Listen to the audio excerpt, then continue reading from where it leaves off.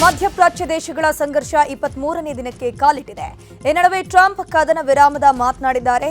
ಇರಾನ್ಗೆ 2 ದಿನಗಳ ಡೆಡ್ಲೈನ್ ಅನ್ನು ಕೊಟ್ಟಿದ್ದಾರೆ. ಶರಣಾದ್ರೆ ಯುದ್ಧ ನಿಲ್ಲಿಸೋ ಬಗ್ಗೆ ಚಿಂತನೆ ಮಾಡಿದ್ದಾರೆ. ಈ ಬಗ್ಗೆ ರಾಜತಾಂತ್ರಿಕ ನಿಪುಣರ ಜೊತೆಗೆ ಚರ್ಚೆ ಮಾಡಿದ್ದಾರೆ ಎನ್ನಲಾಗ್ತಿದೆ. ಅಮೆರಿಕ ಬೆದರಿಕೆಗಳಿಗೆ ಬಗ್ಗದ ಇರಾನ್ ದಾಳಿ ಮಾಡಿದ್ರೆ ನಾವು ಸುಮ್ಮನಿರೋದಿಲ್ಲ ಅಂತ ಕೌಂಟರ್ ಅನ್ನು ಕೊಟ್ಟಿದೆ.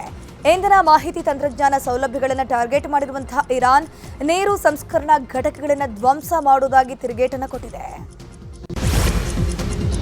ಮಧ್ಯಪ್ರಾಚ್ಯದಲ್ಲಿ 23ನೇ ದಿನವೂ ಯುದ್ಧ ಮುಂದುವರೆದಿದೆ. ಅನಿಲ ತೈಲ ಘಟಕ ಆಯಿತು. ಇದೀಗ ಅಣು ಸ್ಥಾವರಗಳನ್ನು ಇಸ್ರೇಲ್ ಟಾರ್ಗೆಟ್ ಮಾಡಿದೆ. ಇರಾನ್ನ ನಟನ್ಸ್ ಸ್ಥಾವರದ ಮೇಲೆ ಇಸ್ರೇಲ್ ದಾಳಿ ನಡೆಸಿದೆ. ಇದಕ್ಕೆ ಪ್ರತಿಯಾಗಿ ಇಸ್ರೇಲ್ನ ಡಿಮೋನ್ ಘಟಕದ ಮೇಲೆ ಇರಾನ್ ದಾಳಿ ಮಾಡಿದೆ. ಪರಮಾಣು ಘಟಕಗಳ ಮೇಲೆ ದಾಳಿಯಿಂದಾಗಿ ಆತಂಕ ಮೂಡಿದ್ದು ಸದ್ಯಕ್ಕೆ ವಿಕಿರಣ ಸೋರಿಕೆ ಬಗ್ಗೆ ವರದಿ ಆಗಿಲ್ಲ. ಇರಾನ್ ತನ್ನ ಬಳಿ ಇರುವಂತಹ 4000 ಕಿಲೋಮೀಟರ್ ರೇಂಜ್ಗೆ ಗುರಿ ಇಟ್ಟು ಹೊಡೆಯುವಂತಹ ಕ್ಷಿಪಣಿಯನ್ನ ಹಿಂದೂ ಮಹಾಸಾಗರದ ಡಿಯಾಗೋ ಗಾರ್ಸಿಯಾ ದ್ವೀಪದ ಮೇಲೆ ಹಾಕಿದೆ. ಈ ಮೂಲಕ ಅಮೆರಿಕಕ್ಕೆ ಅಷ್ಟೇ ಅಲ್ಲ, ಬ್ರಿಟನ್ ಸೇನಾ ನೆಲೆಗೂ ಭಯವನ್ನ ಹುಟ್ಟಿಸಿದೆ. ಇನ್ನು ಇರಾನ್ ಮೇಲೆ ಇಸ್ರೇಲ್ ಭೀಕರ ಕ್ಷಿಪಣಿ ದಾಳಿ ನಡೆಸಿದೆ. ಇರಾನ್ನ ಡೆಜ್ಫುಲ್ ನಗರದ ಮೇಲೆ ವಿಧ್ವಂಸಕ ದಾಳಿ ಮಾಡಲಾಗಿದ್ದು 500 ಮೀಟರ್ ವ್ಯಾಪ್ತಿಯಲ್ಲಿದ್ದಂತಹ ಕಟ್ಟಡಗಳೆಲ್ಲವೂ ಕೂಡ ಧ್ವಂಸವಾಗಿದೆ. ಇರಾನ್ನ ಹರ್ಮುಜ್ ಜಲಸಂಧಿ ಮೂಲಕ ತೈಲ ಸಾಗಣೆ ಹಡಗುಗಳನ್ನು ಬಿಡ್ತಾ ಇಲ್ಲ, ಆದರೆ ಆಹಾರ ಸಾಮಗ್ರಿ ಹೊತ್ತ ಹಡಗುಗಳನ್ನು ಮಾತ್ರ ಬಿಡ್ತಿದೆ ಅಂತ ವರದಿ ಆಗ್ತಿದೆ. ಏಷ್ಯಾದ ರಾಷ್ಟ್ರಗಳಿಗೆ ಆಹಾರ ಪೂರೈಕೆಗೆ ಅಡ್ಡಿ ಮಾಡ್ತಿಲ್ಲ ಎನ್ನಲಾಗಿದೆ. ಇರಾನ್ ಮೇಲೆ ಇಸ್ರೇಲ್ ಅಮೆರಿಕ ಜಂಟಿ ದಾಳಿಯಿಂದ ಹರ್ಮುಜ್ ಜಲಸಂಧಿಯಲ್ಲಿ ಉದ್ವಿಗ್ನತೆ ಮುಂದುವರೆದಿದೆ. ಈ ಮಧ್ಯೆ ಹರ್ಮುಜ್ ಜಲಸಂಧಿ ದಾಟೋಕೆ ಭಾರತದ 2 ತೈಲ ಟ್ಯಾಂಕರ್ಗಳು ಸಜ್ಜಾಗಿವೆ. ಪೈನ್ ಗ್ಯಾಸ್ ಮತ್ತು ಜಗ್ ಬಸಂತ್ ಹೆಸರಿನ 2 ಟ್ಯಾಂಕರ್ಗಳು ಯುಎಇಯ ಶಾರ್ಜಾ ಬಳಿಯಿಂದ ಭಾರತದ ಕಡೆ ಹೊರಟಿವೆ. ಕೊಲ್ಲಿ ರಾಷ್ಟ್ರಗಳ ಯುದ್ಧದಲ್ಲಿ ಪರಮಾಣು ಘಟಕಗಳ ಮೇಲೆ ಬಾಂಬ್ಗಳು ಬೀಳ್ತಾ ಇದೆ. ಇದರಿಂದ ಪಾಕಿಸ್ತಾನಕ್ಕೂ ಕೂಡ ನಡುಕ ಶುರುವಾಗ್ಬಿಟ್ಟಿದೆ.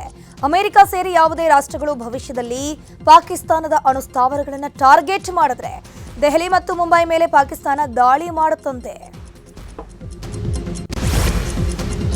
ಕೊಲ್ಲಿ ಯುದ್ಧ ದಿನೇ ದಿನೇ ತೀವ್ರ ಸ್ವರೂಪ ಪಡಿತಾ ಇದ್ದು ಹರ್ಮುಜ್ ಜಲಸಂಧಿಯನ್ನ ಇರಾನ್ ಮುಚ್ಚಿರೋದಕ್ಕೆ 22 ರಾಷ್ಟ್ರಗಳು ಖಂಡಿಸಿವೆ. ಯುಎಇ ರಾಷ್ಟ್ರಗಳ ಜೊತೆ France, Germany, Italy, New Zealand, Canada, Australia ಸೇರಿದಂತೆ 22 ರಾಷ್ಟ್ರಗಳು ಒಟ್ಟಿಗೆ ಕಿಡಿಕಾರಿವೆ. ವಾಣಿಜ್ಯ ಹಡಗುಗಳು, ತೈಲ ಅನಿಲ ಸ್ಥಾವರಗಳ ಮೇಲಿನ ಇರಾನ್ ದಾಳಿಗೆ ಆಕ್ರೋಶ ವ್ಯಕ್ತವಾಗ್ತಾ ಇದ್ದು ಜಲಸಂಧಿ ಶೀಘ್ರವಾಗಿ ತೆರೆಯೋಕೆ ಕರೆ ಕೊಟ್ಟಿವೆ. ವಾರ್ನ ಎಫೆಕ್ಟ್ನಿಂದಾಗಿ ಅಂತಾರಾಷ್ಟ್ರೀಯ ಮಾರುಕಟ್ಟೆಯಲ್ಲಿ ಭಾರತದ ರೂಪಾಯಿ ಮೌಲ್ಯ ದಾಖಲೆ ಮಟ್ಟಕ್ಕೆ ಕುಸಿತ ಕಾಣ್ತಾ ಇದೆ. ಇತಿಹಾಸದಲ್ಲಿ ಮೊದಲ ಬಾರಿಗೆ ಅಮೆರಿಕದ $1ಗೆ ರೂಪಾಯಿ ಮೌಲ್ಯ 94ರ ಗಡಿ ದಾಟಿದೆ. $1ಗೆ 94.01 ರೂಪಾಯಿ ತಲುಪಿ ಸಾರ್ವಕಾಲಿಕ ಕನಿಷ್ಠ ಮಟ್ಟಕ್ಕೆ ಕುಸಿಯಿತು. ಈಗ ಗ್ಯಾಸ್ ಎಮರ್ಜೆನ್ಸಿ ಕುರಿತಾದ ಸುದ್ದಿಗಳು. ಇರಾನ್ ಇಸ್ರೇಲ್ ಯುದ್ಧದಿಂದ ರಾಜ್ಯದಲ್ಲಿ ಎಲ್ಪಿಜಿ ಸಮಸ್ಯೆ ಹೆಚ್ಚಾಗಿದೆ. ಎಲ್ಪಿಜಿ ಗ್ಯಾಸ್ ಸಿಗದೆ ಜನ ಪರದಾಡ್ತಿದ್ದಾರೆ. ಈ ಹೊತ್ತಲ್ಲೇ ಹೋಟೆಲ್, ರೆಸ್ಟೋರೆಂಟ್ಗಳಿಗೆ ಗುಡ್ ನ್ಯೂಸ್ ಸಿಕ್ಕಿದೆ. ರಾಜ್ಯಗಳಿಗೆ ಹೆಚ್ಚುವರಿ 20% ಅನಿಲ ಹಂಚಿಕೆ ಮಾಡೋದಾಗಿ ಪೆಟ್ರೋಲಿಯಂ ಇಲಾಖೆ ಕಾರ್ಯದರ್ಶಿ ಪತ್ರ ಬರೆದಿದ್ದಾರೆ. ಇನ್ನು 20% ಅನಿಲ ಹಂಚಿಕೆ ಮಾಡಿರೋ ಕೇಂದ್ರ ಸರ್ಕಾರದ ನಿರ್ಧಾರಕ್ಕೆ ಬೆಂಗಳೂರು ಹೋಟೆಲ್ ಮಾಲೀಕರ ಸಂಘದ ಅಧ್ಯಕ್ಷ ಪಿಸಿ ರಾವ್ ಧನ್ಯವಾದ ತಿಳಿಸಿದ್ದಾರೆ. ಈ ನಡುವೆ ಸ್ವಿಗ್ಗಿ, ಝೊಮ್ಯಾಟೊಗೂ ಗ್ಯಾಸ್ ಸಂಕಷ್ಟ ಎದುರಾಗಿದೆ. ಗ್ಯಾಸ್ ಸಿಲಿಂಡರ್ ಇಲ್ಲದೆ ಹೋಟೆಲ್ಗಳಲ್ಲಿ ಮೆನು ಕಡಿತವಾಗಿದೆ. ಅಮೆರಿಕ, ಇಸ್ರೇಲ್ ಮತ್ತು ಇರಾನ್ ಮಧ್ಯೆ ಯುದ್ಧ ಮುಂದುವರೆದಿದೆ. ಕಲಬುರಗಿಯಲ್ಲಿ ಎಲ್ಪಿಜಿ ಗ್ಯಾಸ್ ಸಿಲಿಂಡರ್ ಕೊರತೆ ತೀವ್ರವಾಗಿದೆ. ಗ್ಯಾಸ್ ಸಿಲಿಂಡರ್ ಸಿಗದೆ ಗೃಹಿಣಿಯರು ಕಣ್ಣೀರು ಹಾಕ್ತಿದ್ದಾರೆ. ದಿನಗಳ ಗಟ್ಟಲೆ ಏಜೆನ್ಸಿಗಳ ಮುಂದೆ ಕ್ಯೂ ನಿಂತರೂ ಕೂಡ ಸಿಲಿಂಡರ್ ಸಿಗ್ತಿಲ್ಲ ಅಂತ ನಗರದ ಜಯನಗರ ಬಡಾವಣೆಯ ಏಜೆನ್ಸಿ ಮುಂದೆ ಮಹಿಳೆಯರು ಕಣ್ಣೀರು ಹಾಕಿದ್ದಾರೆ. ಗೃಹ ಬಳಕೆ ಗ್ಯಾಸ್ ಸಿಲಿಂಡರ್ ಪೂರೈಕೆ ಮಾಡುವಂತೆ ಗ್ಯಾಸ್ ಏಜೆನ್ಸಿಗಳ ವಿರುದ್ಧ ಗ್ರಾಹಕರು ಕಿಡಿಕಾರ್ತಿದ್ದಾರೆ. ಮಂಗಳೂರಿನ ಬಂದರಿಗೆ ಅಮೆರಿಕದ ಟೆಕ್ಸಸ್ನಿಂದ ಕಾರ್ಗೋ ಎಲ್ಪಿಜಿ ಹಡಗು ಆಗಮಿಸಿದೆ. ಪಿಕ್ಸಸ್ ಪೈನೀರ್ ಹೆಸರಿನ ಕಾರ್ಗೋ ಶಿಪ್ ಸುಮಾರು 16 ಮೆಟ್ರಿಕ್ ಟನ್ ಅನಿಲ ಹೊತ್ತು ಮಂಗಳೂರಿಗೆ ಆಗಮಿಸಿದೆ. ವಿದೇಶದಿಂದ ಕರ್ನಾಟಕಕ್ಕೆ ಆಗಮಿಸಿದ ಮೊದಲ ಎಲ್ಪಿಜಿ ಹಡಗು ಇದಾಗಿದೆ. ಯುದ್ಧದ ಪರಿಣಾಮದಿಂದಾಗಿ ರಾಜ್ಯದಲ್ಲಿ ಸಿಲಿಂಡರ್ ಅಭಾವ ಉಂಟಾಗಿದೆ. ಇದನ್ನೇ ಬಂಡವಾಳ ಮಾಡಿಕೊಂಡ ದಂಧೆಕೋರರು ಅಕ್ರಮವಾಗಿ ಸಿಲಿಂಡರ್ ಮಾರಾಟ ಮಾಡ್ತಿದ್ದಾರೆ.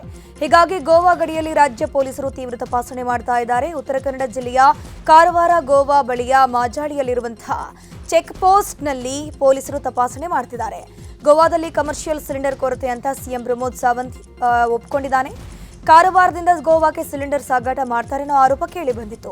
ಈ ಹಿನ್ನೆಲೆ ಪೊಲೀಸರು ಕಾರವಾರ ಚೆಕ್ ಪೋಸ್ಟ್ನಲ್ಲಿ ತಪಾಸಣೆಯನ್ನು ತೀವ್ರಗೊಳಿಸಿದ್ದಾರೆ. ಇರಾನ್ ಇಸ್ರೇಲ್ ಯುದ್ಧದ ಪರಿಣಾಮದಿಂದಾಗಿ ಪ್ಲಾಸ್ಟಿಕ್ ವಸ್ತು ತಯಾರಿಕಾ ಕೈಗಾರಿಕೆಗಳು ಸಂಕಷ್ಟಕ್ಕೆ ಸಿಲುಕಿವೆ. ರಾಜ್ಯದಲ್ಲಿ ಕಮರ್ಷಿಯಲ್ ಸಿಲಿಂಡರ್ಗಳ ಪೂರೈಕೆಯಲ್ಲಿ ಕೊರತೆ ಇದೆ. ಯುದ್ಧದ ಬಿಸಿ ಕೋಲಾರದ ಪ್ಲಾಸ್ಟಿಕ್ ವಸ್ತುಗಳ ಸಣ್ಣ ಕೈಗಾರಿಕೆಗಳ ಮೇಲೆ ಪರಿಣಾಮ ಬೀರ್ತಾ ಇದೆ. ಕೋಲಾರದ ಟಮಕ ಕೈಗಾರಿಕಾ ಪ್ರದೇಶದಲ್ಲಿರುವ ಕೈಗಾರಿಕೆಗಳು ಉತ್ಪಾದನೆಯನ್ನು ಸ್ಥಗಿತಗೊಳಿಸಿವೆ. ಪೆಟ್ರೋಲಿಯಂ ಉತ್ಪನ್ನಗಳಿಂದ ತಯಾರಿಸುವ ಕೃಷಿ ಪರಿಕರಗಳ ಮೇಲೂ ಯುದ್ಧ ಪರಿಣಾಮ ಬೀರಿದೆ. ಇದರಿಂದ ಕಂಗಾಲಾದ ಮಾಲೀಕರು ಸರ್ಕಾರ ಮಧ್ಯಪ್ರವೇಶ ಮಾಡಿ ರೈತರ ಹಾಗೂ ಸಣ್ಣ ಉದ್ದಿಮೆದಾರರನ್ನ ರಕ್ಷಿಸಬೇಕು ಅಂತ ಆಗ್ರಹಿಸುತ್ತಿದ್ದಾರೆ. ಇಸ್ರೇಲ್ಗೆ ಮೋದಿ ಹೋಗಿ ಬಂದ ಮೇಲೆ ಯುದ್ಧ ಆರಂಭ ಆಗಿದೆ ಅಂತ ಸಚಿವ ಶಿವರಾಜ್ ತಂಗಡಗಿ ಮೋದಿ ವಿರುದ್ಧ ವಾಗ್ದಾಳಿ ನಡೆಸಿದ್ದಾರೆ. ಕೊಪ್ಪಳದ ಕಾರಟಗಿಯಲ್ಲಿ ಬೆಲೆ ಏರಿಕೆ ವಿಚಾರವಾಗಿ ಸಚಿವ ಶಿವರಾಜ್ ತಂಗಡಗಿ ಮಾತನಾಡಿ, ಯುದ್ಧಕ್ಕೂ ಮುನ್ನವೇ ಪೆಟ್ರೋಲ್ ಡೀಸೆಲ್ ಸ್ಟಾಕ್ ಇತ್ತು ಎಂದಿದ್ದ ಬಿಜೆಪಿ ನಾಯಕರು ಈಗ ಯುದ್ಧದ ನೆಪ ಹೇಳಿ ಬೆಲೆ ಏರಿಸ್ತಿರೋದು ಯಾಕೆ ಅಂತ ಪ್ರಶ್ನೆಯನ್ನ ಮಾಡಿದ್ರು. ಡಾಲರ್ ಎದುರು ರೂಪಾಯಿ ಮೌಲ್ಯ ಪಾತಾಳಕ್ಕೆ ಬಿದ್ದಿದೆ ಅಂತ ಕೇಂದ್ರ ಸರ್ಕಾರದ ವಿರುದ್ಧ ತಂಗಡಗಿ ವಾಗ್ದಾಳಿ ನಡೆಸಿದ್ದಾರೆ. ಪ್ರಧಾನಿ ಮೋದಿ ಹಾಗೂ ಟ್ರಂಪ್ ಗೆಳೆತನದಿಂದ ಅಡುಗೆ ಅನಿಲ ಕೊರತೆ ಅಂತ ಸಚಿವ ಬೋಸರಾಜು ಹೇಳಿಕೆಗೆ ಶಾಸಕ ಜನಾರ್ದನ್ ರೆಡ್ಡಿ ತಿರುಗೇಟು ಕೊಟ್ಟಿದ್ದಾರೆ. ಸಚಿವ ಬೋಸರಾಜು ಹೇಳಿಕೆ ತಲೆ ಕೆಟ್ಟ ಮಾತು ಅಂತ ತಿರುಗೇಟು ಕೊಟ್ಟರು.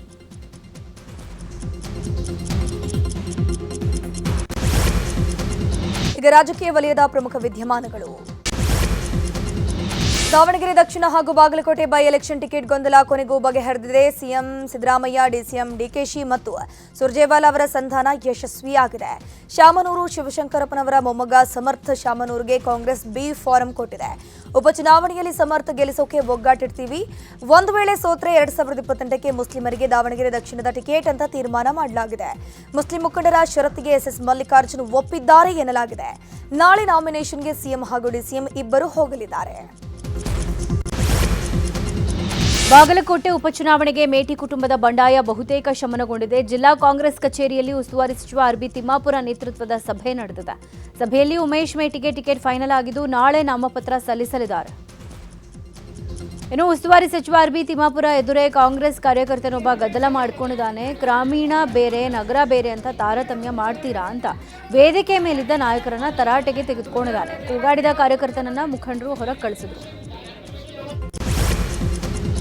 ಬಾಗಲಕೋಟೆ ಜಿಲ್ಲಾ ಕಾಂಗ್ರೆಸ್ ಕಚೇರಿಯಲ್ಲಿ ಹೈಡ್ರಾಮವೇ ನಡೆದು ಹೋಗಿದೆ. ಗ್ಯಾರಂಟಿ ಯೋಜನೆಯಲ್ಲಿ ಮಹಿಳಾ ಕಾರ್ಯಕರ್ತರ ಸ್ಥಾನಮಾನ ವಿಚಾರಕ್ಕೆ ಸಚಿವ ತಿಮ್ಮಾಪುರ್ ಎದುರೇ ಗದ್ದಲ ನಡೆಯಿತು. ಮಹಿಳೆಯರಿಗೆ ಸೂಕ್ತ ಸ್ಥಾನಮಾನ ನೀಡಲ್ಲ, ನಮ್ಮನ್ನ ಯಾಕೆ ಮೀಟಿಂಗ್ಗೆ ಕರೀತೀರಿ ಅಂತ ಕಿಡಿಕಾರಿದ್ರು. ಬಾಗಲಕೋಟೆ ಕ್ಷೇತ್ರದಲ್ಲಿ ನೀತಿ ಸಂಹಿತೆ ಉಲ್ಲಂಘನೆ ಆಗಿದೆ. ನಗರದ ಹೊರವಲಯದಲ್ಲಿರೋ ಹೊನ್ನಾಕಟ್ಟಿ ಕ್ರಾಸ್ ಚೆಕ್ ಪೋಸ್ಟ್ ಬಳಿ ವಾಹನ ತಪಾಸಣೆ ವೇಳೆ 32,50,000 ರೂಪಾಯಿ ಜಪ್ತಿ ಮಾಡಲಾಗಿದೆ. ಬೆಳಗಿನ ಜಾವ 4 ಗಂಟೆಗೆ KA 36 P3991 ಮಾರುತಿ ಎರ್ಟಿಗಾ ಕಾರಿನಲ್ಲಿ ಸಾಗಿಸ್ತಾ ಇದ್ದ ಹಣವನ್ನು ವಶಕ್ಕೆ ಪಡೆಯಲಾಗಿದೆ. ಕಾಂಗ್ರೆಸ್ ಟಿಕೆಟ್ಗಾಗಿ ಪೈಪೋಟಿ ಹೆಚ್ಚಿದೆ ಅಂತ ಕೊಪ್ಪಳದ ಕಾರಟಗಿಯಲ್ಲಿ ಸಚಿವ ಶಿವರಾಜ್ ತಂಗಡಗಿ ಹೇಳಿದ್ದಾರೆ. ರಾಜ್ಯದಲ್ಲಿ ಕಾಂಗ್ರೆಸ್ ಪಕ್ಷ ಗಟ್ಟಿಯಾಗಿದೆ, ಹಾಗಾಗಿನೇ ಕಾಂಗ್ರೆಸ್ನಲ್ಲಿ ಟಿಕೆಟ್ಗಾಗಿ ಪೈಪೋಟಿ ಹೆಚ್ಚು. ಬಾಗಲಕೋಟೆ ಮತ್ತು ದಾವಣಗೆರೆಯಲ್ಲಿ ಕಾಂಗ್ರೆಸ್ ಗೆಲುವು ಫಿಕ್ಸ್ ಅಂತ ಸಚಿವರು ಹೇಳಿದರು. ಒಳ ಮೀಸಲಾತಿ ಜಾರಿಗೊಳಿಸುವ ಸಂಬಂಧ ರಾಜ್ಯ ಸರ್ಕಾರ ನಡೆಸಿದ ಕುಟುಂಬ ಸಮೀಕ್ಷೆ ಸಮರ್ಪಕವಾಗಿಲ್ಲ. ಸಮೀಕ್ಷೆಯಿಂದ ಭೋವಿ ಸಮಾಜಕ್ಕೆ ಅನ್ಯಾಯ ಆಗಿದೆ ಅಂತ ಭೋವಿ ಯುವ ವೇದಿಕೆ ಸಂಘಟನೆಯ ಮುಖಂಡರು ಆರೋಪ ಮಾಡಿದ್ದಾರೆ.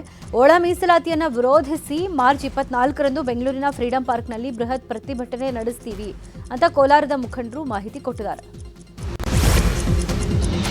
ಒಳ ಮೀಸಲಾತಿ ಜಾರಿಗಾಗಿ ಚಿತ್ರದುರ್ಗದ ಆದಿಜಾಂಬವ ಕೋಡಿಹಳ್ಳಿ ಮಠದ ಶ್ರೀ ಷಡಕ್ಷರ ಸ್ವಾಮೀಜಿ ಪಾದಯಾತ್ರೆಯನ್ನು ನಡೆಸುತ್ತಿದ್ದಾರೆ. ಹರಿಹರದ ಪ್ರೊಫೆಸರ್ ಬಿ ಕೃಷ್ಣಪ್ಪ ಸಮಾಧಿಯಿಂದ ಪಾದಯಾತ್ರೆ ಶುರು ಮಾಡಿದ್ದು ಶಿರಾ ತಲುಪಿದೆ. ಇನ್ನು ಹೋರಾಟದಲ್ಲಿ ದೆಹಲಿ ವಿಶೇಷ ಪ್ರತಿನಿಧಿ ಟಿಬಿ ಜಯಚಂದ್ರ ಕೂಡ ಬೆಂಬಲವನ್ನು ವ್ಯಕ್ತಪಡಿಸಿದ್ದಾರೆ. ಈಗ ರಾಜ್ಯದ ಪ್ರಮುಖ ಸುದ್ದಿಗಳು. ಶಿವಮೊಗ್ಗದಲ್ಲಿ ಪಶುವೈದ್ಯ ಸಮೀಕ್ಷಾ ಸಾವಿನ ಕೇಸ್ 16 ಪ್ರಶ್ನೆಗಳನ್ನು ಹುಟ್ಟುಹಾಕಿದೆ. ನೀರಾನೆ ಬಳಿ ಸಮೀಕ್ಷಾ ರಾತ್ರಿ ಹೋಗಿದ್ಯಾಕೆ? ಲಯನ್ ಸಫಾರಿಯಲ್ಲಿ ಡ್ಯೂಟಿ ಡಾಕ್ಟರ್ ಇರಲಿಲ್ವಾ? ಇಲಾಖೆಯ ಮಾರ್ಗಸೂಚಿಗಳು ಯಾಕೆ ಪಾಲನೆ ಆಗಿಲ್ಲ? ಸಿಸಿಟಿವಿಗಳಿದ್ರೂ ಸಾಕ್ಷಿಗಳು ಯಾಕೆ ಸಿಗ್ತಾ ಇಲ್ಲ? ಪ್ರತಿಭಾವಂತ ವೈದ್ಯೆಯ ಸಾವಿಗೆ ಹೊಣೆ ಯಾರು ಅನ್ನುವ ಹಲವು ಅನುಮಾನಗಳು ಹುಟ್ಟಿವೆ. ಇಲಾಖೆ ನಡೆ ಬಗ್ಗೆ ಸಮೀಕ್ಷಾ ಕುಟುಂಬ ಕೂಡ ಅನುಮಾನ ವ್ಯಕ್ತಪಡಿಸಿದ್ದು ಸೂಕ್ತ ತನಿಖೆಗೆ ಆಗ್ರಹಿಸಿದೆ. ಲಾರಿ ಹಾಗೂ ಟಿಟಿ ವಾಹನ ಡಿಕ್ಕಿಯಾಗಿ 3 ಮಹಿಳೆಯರು ಸ್ಥಳದಲ್ಲೇ ಸಾವನ್ನಪ್ಪಿದ್ದಾರೆ. ಕಾಶಿ ಯಾತ್ರೆಗೆ ಹೋಗ್ತಿದ್ದ ವೇಳೆ ಬೆಂಗಳೂರಿನ ದೇವನಹಳ್ಳಿ ಬಳಿ ಡೆಡ್ಲಿ ಆಕ್ಸಿಡೆಂಟ್ ನಡೆದು ಹೋಗಿದೆ. ಉಳಿದ 13 ಜನರು ಗಂಭೀರವಾಗಿ ಗಾಯಗೊಂಡು ಆಸ್ಪತ್ರೆ ಸೇರಿದ್ದಾರೆ. ತಿಪ್ಟೂರು ಮೂಲದ ಜಯಮ್ಮ, ಯಶೋದಮ್ಮ, ಗಂಗಾ ಮೃತ ಮಹಿಳೆಯರು. ಬೆಂಗಳೂರು ಹೊರವಲಯದ ಮೇಡಹಳ್ಳಿ ಮೇಲ್ಸೇತುವೆ ಮೇಲೆ ಭೀಕರ ಅಪಘಾತ ನಡೆದಿದೆ. ನಿಂತಿದ್ದ ಕ್ಯಾಂಟರ್ಗೆ ಹಿಂಬದಿಯಿಂದ ಮತ್ತೊಂದು ಗೂಡ್ಸ್ ಟೆಂಪೋ ಡಿಕ್ಕಿ ಹೊಡೆದಿದೆ. ಅಪಘಾತದಲ್ಲಿ ಡಿಕ್ಕಿ ಪರಿಣಾಮ ಚಾಲಕ ಹಾಗೂ ಸಹಾಯಕ ಮೂವರು ಮೃತಪಟ್ಟಿದ್ದಾರೆ. ಓರ್ವನ ಸ್ಥಿತಿ ಗಂಭೀರವಾಗಿದ್ದು ಆಸ್ಪತ್ರೆಗೆ ದಾಖಲಿಸಲಾಗಿದೆ. ಡಿಕ್ಕಿ ರಭಸಕ್ಕೆ ಕ್ಯಾಂಟರ್ ಮುಂಭಾಗ ನಜ್ಜುಗುಜ್ಜಾಗಿದ್ದು ದೇಹಗಳು ಛಿದ್ರ ಆಗಿವೆ. ತಮಿಳುನಾಡಿನ ಸೇಲಂ ಬಳಿ ಮಿನಿ ಟೆಂಪೋ ಬೈಕ್ ಹಾಗೂ ತಮಿಳುನಾಡು ಸರ್ಕಾರಿ ಬಸ್ ನಡುವೆ ಸರಣಿ ಅಪಘಾತ ಸಂಭವಿಸಿದೆ. ಇಬ್ಬರು ಮಕ್ಕಳು ಸೇರಿದಂತೆ 8 ಮಂದಿ ದಾರುಣವಾಗಿ ಸಾವನ್ನಪ್ಪಿದ್ದಾರೆ. ಚಾಲಕನ ನಿಯಂತ್ರಣ ತಪ್ಪಿದ ಬಸ್ ಮೊದಲು ಬೈಕ್ ಮತ್ತು ಮಿನಿ ಟೆಂಪೋಗೆ ಡಿಕ್ಕಿ ಹೊಡೆದಿದೆ. ಡಿಕ್ಕಿಯ ರಭಸಕ್ಕೆ ಬೈಕ್ನಲ್ಲಿ ಹೋಗ್ತಿದ್ದ ಮಣಿಕಂಠನ್ ಅವರ ತಾಯಿ ಈರುಸಾಯಿ ಸ್ಥಳದಲ್ಲಿ ಸಾವನ್ನಪ್ಪಿದ್ದಾರೆ. ಮಿನಿ ಟೆಂಪೋದಲ್ಲಿದ್ದ 11 ತಿಂಗಳ ಮಗು ಜೀವಿಕಾ, 5 ವರ್ಷದ ನಿದಿಷ್ಕಾ ಹಾಗೂ 2 ತಿಂಗಳ ಗರ್ಭಿಣಿ ಸತ್ಯ ಸೇರಿದಂತೆ ಒಟ್ಟು 6 ಮಂದಿ ಸಾವನ್ನಪ್ಪಿದ್ದಾರೆ. ಆಕ್ಸಿಡೆಂಟ್ನ ದೃಶ್ಯ ಸಿಸಿಟಿವಿಯಲ್ಲಿ ಕ್ಯಾಪ್ಚರ್ ಆಗಿದೆ. ಈಜುವಾಗ ಹೃದಯಾಘಾತದಿಂದ ಸೇನಾಧಿಕಾರಿ ಮೃತಪಟ್ಟಿದ್ದಾರೆ. ಬೆಳಗಾವಿಯ ನಾನಾವಾಡಿಯ ಕಮಾಂಡೋ ವಿಂಗ್ ಆವರಣದ ಸ್ವಿಮ್ಮಿಂಗ್ ಪೂಲ್ನಲ್ಲಿ ಘಟನೆ ನಡೆದಿದೆ. ಹರಿಯಾಣ ಮೂಲದ ಲೆಫ್ಟಿನೆಂಟ್ ಅಮಿತ್ ಸಿಂಗ್ ಮೃತಪಟ್ಟಿರುವುದು. ಬೆಳಗಾವಿಯ MLIRC ಕಮಾಂಡೋ ವಿಂಗ್ನಲ್ಲಿ ಟ್ರೈನಿಂಗ್ನಲ್ಲಿದ್ದ ಅಮಿತ್ ಸಿಂಗ್ ಈಗ ಸಾವನ್ನಪ್ಪಿದ್ದಾರೆ. ಕೋಲಾರ ಜಿಲ್ಲಾಸ್ಪತ್ರೆಯ ತುರ್ತು ಚಿಕಿತ್ಸಾ ಘಟಕದಲ್ಲಿ ಮಹಿಳೆಯೊಂದಿಗೆ ಹೋಂಗಾರ್ಡ್ ಅನುಚಿತ ವರ್ತನೆ ತೋರಿದ್ದಾರೆ ಅನ್ನೋ ಆರೋಪ ಕೇಳಿಬಂದಿದೆ. ಗೋಪಿ ಎಂಬ ಹೋಂಗಾರ್ಡ್ ಆಸ್ಪತ್ರೆಗೆ ದಾಖಲಾಗಿದ್ದ ಮಹಿಳೆ ಬಳಿ ಫೋನ್ ನಂಬರ್ ಕೇಳಿ ಅನುಚಿತವಾಗಿ ವರ್ತಿಸಿದ್ದಾರೆ ಅಂತ ಮಹಿಳೆ ಆರೋಪ ಮಾಡಿದ್ದಾರೆ. ಗಂಡನಿಗಿಂತ ಚೆನ್ನಾಗೇ ನೋಡ್ಕೋತೀನಿ ಅಂತ ಮಹಿಳೆಗೆ ಕಿರುಕುಳ ಕೊಡ್ತಾ ಇದ್ದಂತೆ. ಅಷ್ಟೇ ಅಲ್ಲ, ಆಸ್ಪತ್ರೆಗೆ ಆಗಮಿಸಿದ ಮತ್ತೋರ್ವ ಮಹಿಳೆಯ ಫೋನ್ ನಂಬರ್ ಕೂಡ ಪಡೆದು ಅನುಚಿತವಾಗಿ ವರ್ತಿಸಿದ್ದಂತೆ. ಹೋಂಗಾರ್ಡ್ ಗೋಪಿಯನ್ನ ಹಿಡಿದು ಈಗ ಲಾಕ್ ಮಾಡಿ ಕಾನೂನು ಕ್ರಮಕ್ಕೆ ಆಗ್ರಹಿಸಲಾಗಿದೆ. ಏಕಲವ್ಯ ವಸತಿ ಶಾಲೆಯಲ್ಲಿ 7 ವಿದ್ಯಾರ್ಥಿಗಳ ಮೇಲೆ ಶಿಕ್ಷಕರು ಮನಸೋ ಇಚ್ಛೆ ಥಳಿಸಿದ್ದಾರೆ. ಚಿಕ್ಕಮಗಳೂರು ಜಿಲ್ಲೆಯ ಕೊಟ್ಟಿಗೆಹಾರ ಸಮೀಪದ ತರುವೆ ಗ್ರಾಮದ ಏಕಲವ್ಯ ವಸತಿ ಶಾಲೆಯಲ್ಲಿ ಘಟನೆ ನಡೆದಿರೋದು. ಅನುಮತಿ ಪಡೆಯದೆ ಆಟವಾಡಿದ್ರು ಎಂಬ ಕಾರಣಕ್ಕೆ 7 ವಿದ್ಯಾರ್ಥಿಗಳನ್ನು ರೂಮ್ನಲ್ಲಿ ಕೂಡಿ ಹಾಕಿ ಶಾಲೆಯ ಪ್ರಿನ್ಸಿಪಾಲ್ ಮತ್ತು ಸಿಬ್ಬಂದಿ ಪ್ಲಾಸ್ಟಿಕ್ ಪೈಪ್ ಮತ್ತು ಬೆಲ್ಟ್ನಿಂದ ಥಳಿಸಿದ್ದಾರೆ. ವಿದ್ಯಾರ್ಥಿಗಳ ಕೂಗಾಟ ಕೇಳಿ ಶಾಲೆಯ ಪಕ್ಕದಲ್ಲೇ ಇದ್ದಂತಹ ಕಾರ್ಮಿಕರು ಪೊಲೀಸರಿಗೆ ಮಾಹಿತಿ ನೀಡಿದರು. ಕೂಡಲೇ ಸ್ಥಳಕ್ಕೆ ಬಂದು ಪೊಲೀಸರು ಮಕ್ಕಳನ್ನು ರಕ್ಷಣೆ ಮಾಡಿದ್ದು, ಗಾಯಗೊಂಡ ವಿದ್ಯಾರ್ಥಿಗಳನ್ನು ಆಸ್ಪತ್ರೆಗೆ ದಾಖಲಿಸಲಾಗಿದೆ. ಚಿಕ್ಕಬಳ್ಳಾಪುರದ ಗೌರಿಬಿದನೂರು ತಾಲೂಕಿನ ಗಾಂಧಿನಗರ ಇಡುಗೂರು ಮಾರ್ಗದ ರಸ್ತೆಯಲ್ಲಿ ಕಾಮಗಾರಿ ಮಾಡಲಾಗಿದೆ. ಆದರೆ ಒಂದೇ ತಿಂಗಳಿಗೆ ಟಾರ್ ರಸ್ತೆ ಕಿತ್ತು ಬಂದಿದ್ದು ಗ್ರಾಮಸ್ಥರು ಹೈರಾಣಾಗಿ ಹೋಗಿದ್ದಾರೆ. ಪಂಚಾಯತ್ ರಾಜ್ ಇಂಜಿನಿಯರಿಂಗ್ ಇಲಾಖೆ ವತಿಯಿಂದ ಸುಮಾರು 1.5 ಕೋಟಿ ವೆಚ್ಚದಲ್ಲಿ 3 ಕಿಲೋಮೀಟರ್ ಟಾರ್ ರಸ್ತೆ ನಿರ್ಮಾಣ ಮಾಡಲಾಗಿತ್ತು. ಆದರೆ ಕಳಪೆ ಕಾಮಗಾರಿಯಿಂದ ರಸ್ತೆಯೇ ಕಿತ್ತು ಹೋಗಿದೆ. ಅಧಿಕಾರಿಗಳು, ಗುತ್ತಿಗೆದಾರರು ಹಾಗೂ ಶಾಸಕರ ನಿರ್ಲಕ್ಷ್ಯ ಅಂತ ಗ್ರಾಮಸ್ಥರು ಆಕ್ರೋಶ ವ್ಯಕ್ತಪಡಿಸಿದರು. ಮೈಸೂರು ಅರಮನೆ ಸಮೀಪದ ಫುಟ್ಪಾತ್ನಲ್ಲಿ ಟಾಂಗಾ ಸ್ಟ್ಯಾಂಡ್ ನಿರ್ಮಿಸೋ ನಿರ್ಧಾರದಿಂದ ಮಹಾನಗರ ಪಾಲಿಕೆ ಹಿಂದೆ ಸರಿದಿದೆ. ಕೇಂದ್ರ ಸರ್ಕಾರದ ಸ್ವದೇಶ್ 2.0 ಯೋಜನೆಯಡಿ ಟಾಂಗಾ ಸ್ಟ್ಯಾಂಡ್ ನಿರ್ಮಾಣಕ್ಕೆ ಮಹಾನಗರ ಪಾಲಿಕೆ ಅನುಮತಿ ಕೊಟ್ಟಿತ್ತು. ಆದರೆ ಇದರಿಂದ ಸಾರ್ವಜನಿಕರ ಓಡಾಟಕ್ಕೆ ತೊಂದರೆ ಆಗುತ್ತೆ ಅಂತ ತೀವ್ರ ವಿರೋಧ ವ್ಯಕ್ತವಾಗಿತ್ತು. ಈ ಕುರಿತು ನ್ಯೂಸ್ 18 ವರದಿ ಕೂಡ ಮಾಡಿತ್ತು. ಇದರ ಬೆನ್ನಲ್ಲೇ ಎಚ್ಚೆತ್ತ ಪಾಲಿಕೆ ಅಧಿಕಾರಿಗಳು ಟಾಂಗಾ ಸ್ಟ್ಯಾಂಡ್ ನಿರ್ಮಾಣಕ್ಕೆ ಹಾಕಿದ್ದ ಅಡಿಪಾಯವನ್ನು ತೆರವು ಮಾಡಿದ್ದಾರೆ. ಕೊಪ್ಪಳದ ತುಂಗಭದ್ರಾ ಜಲಾಶಯದ ಕ್ರಸ್ಟ್ ಗೇಟ್ಗಳ ಚೈನ್ ಬದಲಾವಣೆಗೆ ತುಂಗಭದ್ರಾ ಮಂಡಳಿ ಮುಂದಾಗಿದೆ. 2024 ಆಗಸ್ಟ್ 10ರಂದು ಚೈನ್ ವೀಕ್ ಆಗಿ ಗೇಟ್ ನಂಬರ್ 19ರ ಚೈನ್ ಕಟ್ ಆಗಿತ್ತು. ಇದೀಗ ತುಂಗಭದ್ರಾ ಮಂಡಳಿ 5.38 ಕೋಟಿ ರೂಪಾಯಿ ವೆಚ್ಚದಲ್ಲಿ ಚೈನ್ ಬದಲಾವಣೆಗೆ ಟೆಂಡರ್ ನೀಡಿದೆ. ಅಕ್ರಮ ಗೋ ಸಾಗಣೆ ತಡೆದ ಹಿಂದೂ ಕಾರ್ಯಕರ್ತರ ಮೇಲೆ ಹಲ್ಲೆ ನಡೆಸಲಾಗಿದೆ. ಈ ಘಟನೆ ತುಮಕೂರು ಜಿಲ್ಲೆ ತಿಪಟೂರಿನ ಗಾಂಧಿನಗರ ರಂಗಾಪುರ ರಸ್ತೆಯಲ್ಲಿ ನಡೆದಿದೆ. ಅಕ್ರಮವಾಗಿ ಟಾಟಾ ಏಸ್ನಲ್ಲಿ ಗೋವು ಸಾಗಣೆ ಮಾಹಿತಿ ಅರಿತ ಹಿಂದೂ ಸಂಘಟನೆ ಮುಖಂಡರು ವಾಹನವನ್ನು ತಡೆಯೋಕೆ ಯತ್ನಿಸಿದ್ದಾರೆ. ಆಗ ದಾಳಿ ಆಗಿದೆ. ಶಾರ್ಟ್ ಸರ್ಕ್ಯೂಟ್ನಿಂದಾಗಿ 12 ಅಂಗಡಿಗಳು ಸುಟ್ಟು ಭಸ್ಮವಾಗಿದೆ. ಈ ಒಂದು ಘಟನೆ ಬೆಳಗಾವಿ ಜಿಲ್ಲೆಯ ಕಾಗವಾಡ ತಾಲೂಕಿನ ಜೂಗೂಳ ಗ್ರಾಮದಲ್ಲಿ ನಡೆದಿರೋದು. ರಸಗೊಬ್ಬರ ಅಂಗಡಿ, hotel, photo studio, 2 ice cream ಅಂಗಡಿ, ರೈತರ ನೀರಾವರಿ ಸಂಘದ ಕಚೇರಿ, cutting shop, PAN shop, mobile shop ಬೆಂಕಿಗೆ ಆಹುತಿಯಾಗಿದೆ.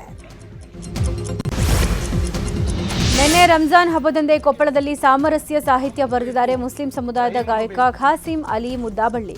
ನನಗೆ ರಾಮನು, ರಹೀಮನು, ಏಸುವು, ಬುದ್ಧ, ಬಸವನೂ ಬೇಕು ಅಂತ ಸಾಹಿತ್ಯ ಬರೆದು ಹಾಡಿದ್ದಾರೆ. ಖಾಸಿಂ ಅಲಿಯ ಈ ಹಿಂದೆ ತಮ್ಮ ಮನೆಯಲ್ಲಿ ಅಯ್ಯಪ್ಪ ಸ್ವಾಮಿಯ ಪೂಜೆಯನ್ನು ಮಾಡಿಸಿದ್ರು.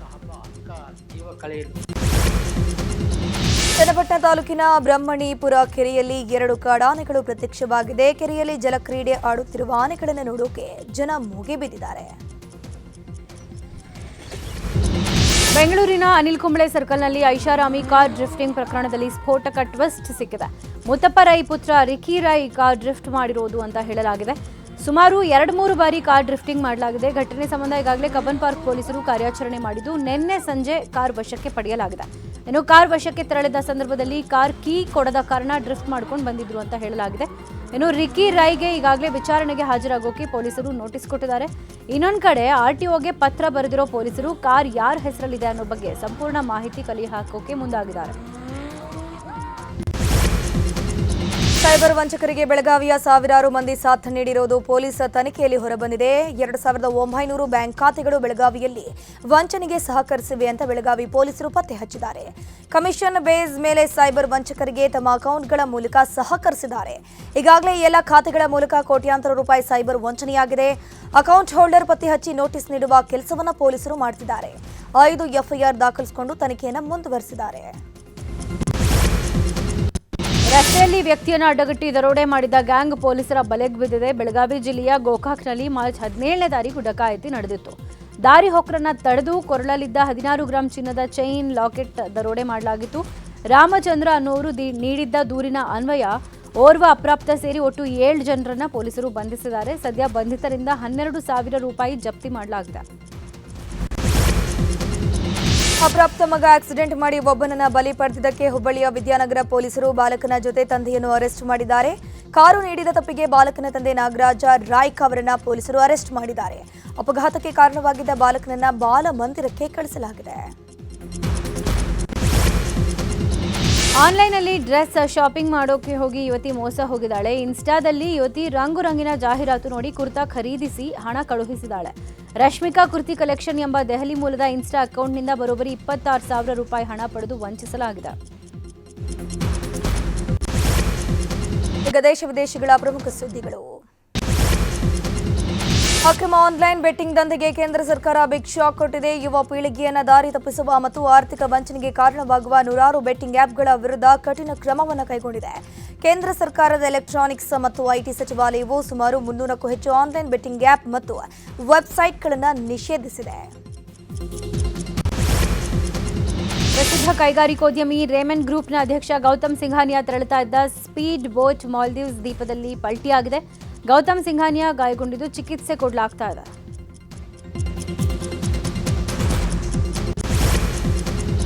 ಜಮ್ಮು ಮತ್ತು ಕಾಶ್ಮೀರದಲ್ಲಿ ಬೆಳ್ಳಂಬೆಳಗ್ಗೆ ಹಿಮಪಾತ ಸಂಭವಿಸಿದೆ. ಭಲೇಸಾ ಬಳಿಯ ಪರ್ವತ ಪ್ರದೇಶದಲ್ಲಿ ದಟ್ಟ ಹಿಮ ಆವರಿಸಿದೆ. ಇನ್ನು ಸ್ಯಾಟಲೈಟ್ನಲ್ಲಿ ದೃಶ್ಯ ಸೆರೆಯಾಗಿದ್ದು ನೋಡುಗರ ಕಣ್ಮನ ಸೆಳೆದಿದೆ.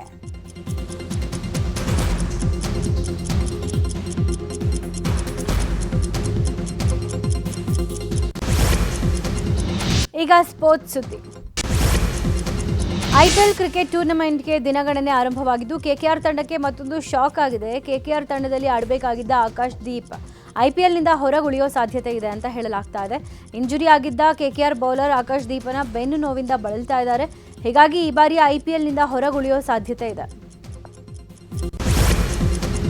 ಆರ್ಸಿಬಿ ಮ್ಯಾಚ್ಗೆ ಕೌಂಟ್ ಡೌನ್ ಶುರುವಾಗಿ ಐಪಿಎಲ್ ಟಿಕೆಟ್ ಮಾರಾಟಕ್ಕೆ ತಯಾರಿ ನಡೀತಾ ಇದೆ. ಇನ್ನೆರಡು ದಿನದಲ್ಲಿ ಟಿಕೆಟ್ಸ್ ಮಾರಾಟ ಅಧಿಕೃತ ಆರಂಭ ಆಗಲಿದೆ. ಟಿಕೆಟ್ಗಳ ಮಾರಾಟ ದರ, ಗೇಟ್ಗಳ ನಕ್ಷೆ, ಎಂಟ್ರಿ ಎಕ್ಸಿಟ್ ಬಗ್ಗೆ ಆರ್ಸಿಬಿ ಮಾಹಿತಿ ನೀಡಲಿದ್ದು ಮ್ಯಾಚ್ ನೋಡೋಕೆ ಬರೋರಿಗೆ ಪಾರ್ಕಿಂಗ್ಗೆ ಅವಕಾಶ ಕಲ್ಪಿಸಲಾಗಿದೆ. ಆರ್ಸಿಬಿ ವೆಬ್ಸೈಟ್ ಹಾಗೂ ಆ್ಯಪ್ನಲ್ಲಿ ಟಿಕೆಟ್ ಲಭ್ಯವಾಗಲಿದ್ದು ಮೂರನೇ ವ್ಯಕ್ತಿ ಅನ್ಯ ಆ್ಯಪ್ಗಳಿಂದ ಖರೀದಿ ಮಾಡೋಕೆ ಅವಕಾಶ ಇರೋದಿಲ್ಲ. ಕಳೆದ ಬಾರಿ ಕಾಲ್ತುಳಿತ ಪ್ರಕರಣ ಬೆನ್ನಲ್ಲೇ ಆರ್ಸಿಬಿ ಮ್ಯಾನೇಜ್ಮೆಂಟ್ ಅಲರ್ಟ್ ಆಗಿದೆ. ಐಪಿಎಲ್ ಟೂರ್ನಿ ವೇಳೆ ಆರ್ಸಿಬಿ ಮ್ಯಾಚ್ ಟಿಕೆಟ್ ಇದ್ದವರು ಮೆಟ್ರೋದಲ್ಲಿ ಉಚಿತವಾಗಿ ಪ್ರಯಾಣ ಮಾಡಬಹುದಾಗಿದೆ.